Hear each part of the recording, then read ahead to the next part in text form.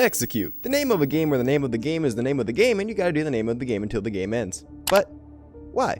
No, seriously, why? I don't know. You're the one who got the game, unless you email burninggodzilla2042@gmail.com with your Steam account and or friend code before December 31st. Chances are, you knew what you were getting into. Chances are, you knew you were going to be destroying the world, and chances are, you knew you wouldn't be doing it in a nice way. This is a two-way question. It's not only asking you as a player why you're doing what you're doing, but it also asks you as a character in the game itself. Well, I'm sure you'll notice that when you kill someone, you get money, and where's the money coming from? I don't know, you don't know, and the game probably doesn't know. All you do know is that you've just profited, and in order to profit more, you've got to kill more, and also capture more to kill more, and also grind up those bodies to grease up the machines and kill more faster, and so on and so forth. In other words, you've got to be biggering. That's your goal throughout the majority of the game, and that's your why. So what? Huh? So what? There are many games that have biggering as their draw. What's so special about this that differentiates it from every other incremental game? The fact that it's oh so edgy and gnarly and gross? Only kids who think they're so cool would find any enjoyment out of the same tired old mechanics repackaged into a meaningless murder simulator. Hey, fun fact, this game was made by an English teacher, so I can guarantee you there is a reason why that curtain is blue. Let's break the game's core elements down and explain why they are the way they are. The game mainly works off of a primary resource, the machines to make the product, and the reward gained from those products, which go back into the primary resource and machines to make the product, which further increase the reward gained from those products, and yada yada yada. A positive feedback loop, one that enforces itself, and one that in a vast majority of incremental games never ends. You keep biggering, and that want, that need to expand and gain more is usually where the game's main playability value lies. The more you're figuring on biggering and the more said biggering is triggering more biggering makes you feel like you can't stop biggering. Okay, let's talk about the Lorax now. We all know what the Lorax is, I'm sure, and we all know of its core message of environmentalism and sustainability and all that. But what's it got to do with execute? Simply put, in execute, you are the Oncler. Quite literally, you are basically the exact same, only you're blue. The Oncler, upon arriving at the Truffula Tree Valley, immediately had his sights set on his primary resource, the Truffula Tree. Along with that, he immediately knew what his product would be, and since he didn't have any machines at this point, he'd have to gather his resource manually, with a single chop of his axe, and then make it himself with his impeccable knitting skills that are present, obviously. And once you arrive and execute, you already know the primary resource by this point, and if you don't, what the fuck? You don't have any machines that are self-sustaining at this point, so you have to collect that resource in air quotes manually. Yeah, there's a machine there, shut up. And then you have to make your product manually. The biggest difference between you and the Oncler is that he's collecting trees and making needs, and you're collecting people and making death, substituting an axe for a guillotine. Now, in the beginning, you may feel weird, uncomfortable. You're taking people and killing them for seemingly no reason in reality. And surely the impact you're having isn't a positive one. This impact on the Oncler is characterized through the Lorax himself, putting all the negative effects of the Oncler's actions right in his face. For you, I don't think you need the negative effects of what you're doing spelled out to you, but even then, it still is. This obvious and undeniable harm you're causing has a real capacity to weigh on you and make you ask just why are you doing this? Like, is it worth it to go through everything you're doing just for maybe like one more crumb of... Oh, sorry, excuse me. PG speaking. Sir, we just managed to take the remains of your victims and crush them up into another resource that allows you to collect resources and make products exponentially faster than what was possible before. And more than that, we just reached a goal of 150 products made and got an influx of gold, opening up a whole new tree of upgrades that will multiplicatively increase production and profitability by extension. And what's more, said gold has allowed us to finally automate our collection process, which completely cuts out a step in your personal production. On that note, our mines are getting enough iron now to make our gel and blood supply nearly fully efficient. And on top of that, we now have the capabilities for further automation thanks to our new zapper, which can burn multiple bumps in just one button bump. And just like that, you don't care anymore. This doesn't affect you in any way except positively. Progress is progress, and progress must grow. Who cares if some things are dying if the money's multiplying while the PR peeps are lying and the shareholders are denying? Like, how bad could this possibly be? Especially since, by now, it's not even you doing all of it. Your operation has vastly expanded to be nearly completely automated by now, with your machines growing not just in size and capabilities, but also the output they can produce thanks to that new machine you were able to get thanks to your ever-expanding killing power that allows you to convert some waste into another usable resource, which vastly improves the efficiency of your whole operation. How can you stop now when it feels like you're just getting started? There's so much more biggering to do, more milestones to hit, more gold to collect, more machines to make, more avenues to go down. Nothing's gonna stop you as you keep getting bigger and bigger and bigger. Then, a pop-up. Sudden silence. Sudden stillness. A sudden stop to all of your momentum. You've done it. You've captured so many, produced so much death, the world couldn't keep up. For a long time, it couldn't keep up.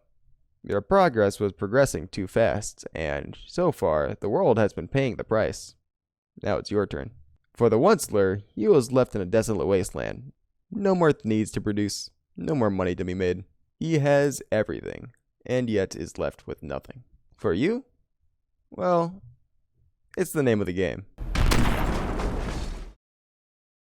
Luckily, this was just a game. Of course you're not dying at the end and nothing you're doing really matters. Oh, and by the way, what you just went through was the tutorial, aka your first run. Now you may realize that this game keeps the time it took for you to destroy all of humanity, and then it puts you into one of the single greatest things ever made, a leaderboard. Comparing yourself to others, what a great way to foster competition and instantly turn the why of the game from biggering as much as possible to biggering as efficiently as possible. The real game begins now, and it's up to you to break the progression as much as you can. So let's talk about how the game actually functions as a game.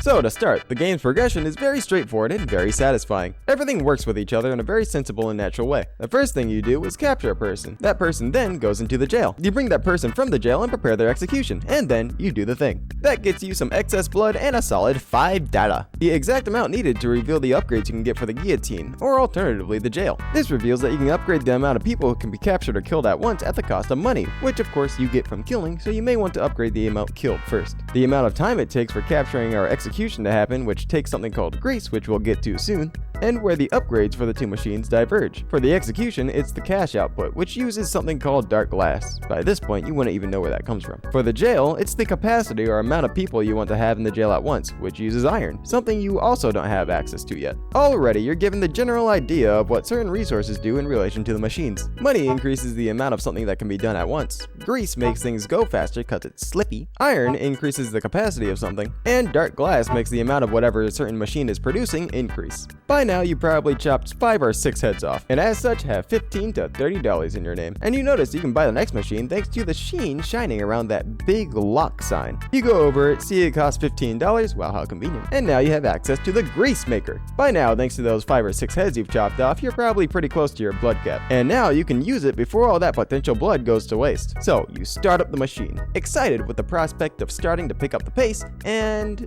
oh no, that's gonna take forever. Luckily, to reveal the upgrades once more is just $5 again, and it's quite likely that you'll at least have that left over. But if you don't, all you need is 1 kill to get it. And with that, you'll likely get your blood amount back to at least 1. And then you'll notice the upgrade called grease time, and then you'll notice that this time around it costs blood, and then you notice that you're either extremely close or at that amount of blood, and then you upgrade it, and with that grease you made before upgrading, you can hasten the execution or capture speed, and the loop just keeps expanding from there, and with the mines which reinforce themselves and are now an extremely worthwhile endeavor in terms of how powerful iron is, and by then you've likely gotten your first burst of gold, which you probably used on the zapper after buying one of the prestige upgrades and realizing how precious gold is and that you probably shouldn't spend it frivolously, which then starts to automate filling up the jail, so now you can focus on making everything faster or having everything hold more. And then the point is, this game's progression goes really fast. Once you know what you're doing, a run probably won't go past 3 hours, and this breakneck pace in the progression makes the game extremely engaging even in repeat runs. There is always something new to invest in, something more to gain, a new way to gain a resource, or a resource you can finally use after having it uselessly stockpile on the side for a while, and then that resource that it makes has your progression progress even faster, and then you get a mega guillotine upgrade and everything's just going and going and going and going. You have this constant feeling of momentum towards your goal of destroying the world and doing it fast. And the progression isn't completely linear either. The gold upgrades can be gained in any order, so you can invest in continuously selling pits so that you get the gold needed to retain most, if not all of your resources even after selling a pit, so that you can just grind all the other gold upgrades completely unrestrained with the need to use your resources you gain. And there's a lot of strategy and physical needs that go into the automation, and oh my god, this game just manages to fit so much into a simple premise. And chances are, that's just for the base game. If everything goes good for the game in terms of sales and support and all that, there may very well be expansions brought into the game that basically bring you to the same level as Ultron from that one What If episode. Even with its thematic richness, if you choose to take a closer look beyond the surface level edginess of the game, the actual game within is not something to be scoffed at or overlooked. It's an incredibly fun and engaging program that's a good way to use 2 or so hours of your time every once in a while. And on top of that, it can be yours for for just $3.60 today, depending on when this actually gets uploaded. I hope it's the 16th, but if not, oof, sorry peeps. And it can be even less for you if you decide to email burninggodzilla2042@gmail.com with your Steam account and or friend code before December 31st. I swear to God, if this video blows up, I am going to be cooked. The 60 or so of you that have Clone Drone in the Hyperdome from last year know with absolute certainty that I am not fucking kidding. Happy holidays. Thanks for watching, everyone. And of course, a massive thanks to Peebly, aka Payne Robinson, the creator of the game as well as a fellow content creator, not only for allowing me early access for testing, but also providing me with some assets from the game for making this very video, as well as creating these thumbnails for the Hitman video. You're seriously awesome, man, as well as a big inspiration to upcoming creators, video game or otherwise. Links to his stuff will be in the description along with the Steam page to execute, which should have fully released today. So I say give it a try, you won't regret it. While you're doing that, I have a different game I have early access to write about. Please have yourself a great day and be entertaining.